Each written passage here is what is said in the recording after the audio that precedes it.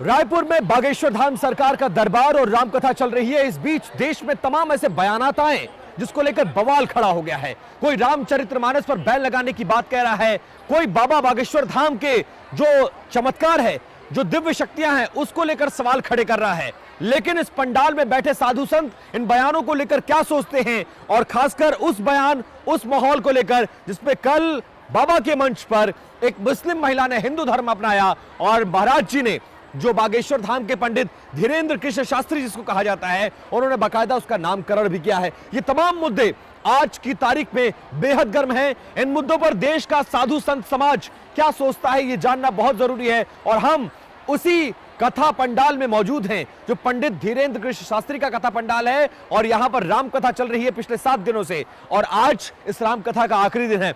महाराज जी शंकराचार्य, ज्योतिष मठ के शंकराचार्य हैं अभिमुक्तेश्वरानंद, वो ये कह रहे हैं कि अगर बाबा में दम है, चमत्कार है, अगर दिव्य शक्ति है, तो आके जोशी मठ की जो दरारें आ गई उसको भर के दिखाएं तो मैं मान जाऊंगा कि वो बाबा है। कैसे देखते हैं इस बयान को? ये गलत है उनका सोचना, ये सोच उनकी गलत है क्या?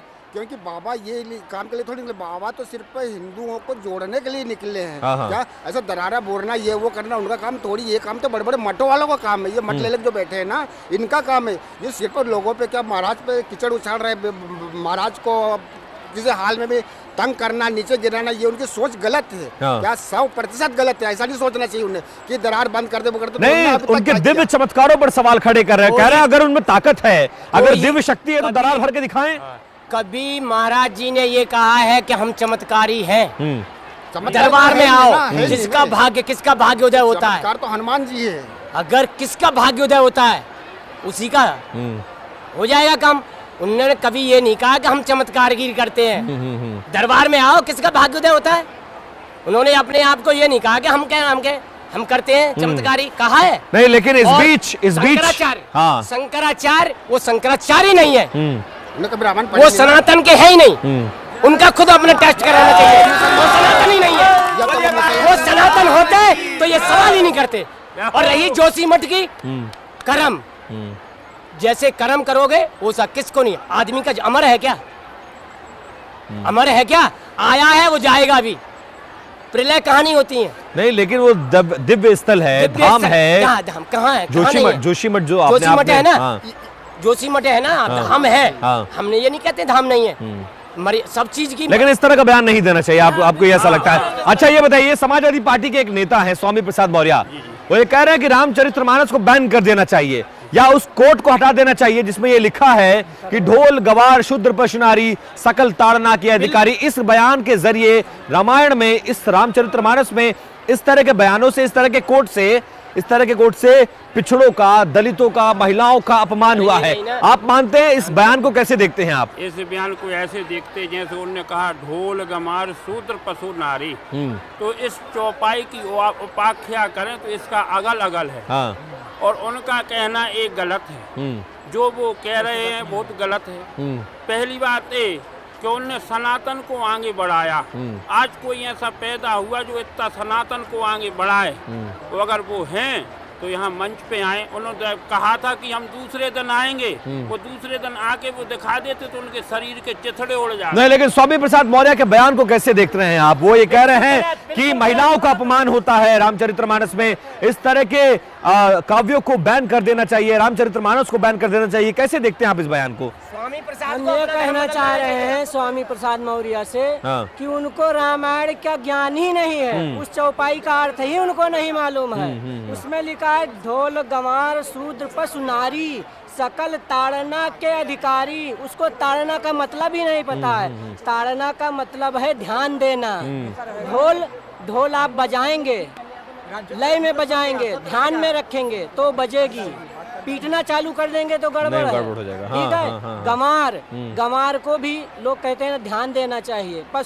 पशु को भी ध्यान में ही रखना है, नहीं तो चली जाएगी, दूसरे के खेत में चली जाएगी। तो इस तरह के बयानों को आप लोग कैसे देखते हैं महाराज जी? कैसे देख रहे हैं इस बयान को? हम राम भक्त हैं, हमेशा राम के लिए जी रहे हैं, हमेशा राम के लिए मरेंगे। तो जो नेता रामचरितमानस पर सवाल उठाते हैं उनको कैसे देखेंगे, क्या जवाब देंगे आप? वो लोग पानी की बुलबुले की तरह है, बस बरसात आया मेंढक की तरह टटर किया फिर चले जाएंगे। बस अभी यहाँ जाकर कथा हो रहा है। सीताराम सीताराम। महाराज जी कुछ नहीं रहा है। क्या कह रहे हैं, क्या कहना चाहेंगे? रामचरितमानस पे कह रहे हैं या तो सरकार रामचरितमानस को बैन कर दे, नहीं तो ये जो ढोल गवार शुद्ध प्रश्नारी वाला कोट है इसको हटा दे सरकार, बैन करे। ना तो रामचरितमानस हटेगा और ना ढोल गमार प्रश्नारी ये भी नहीं हटेगा। हाँ। ये रामचरितमानस में है और रामचरितमानस में ही रहेगा।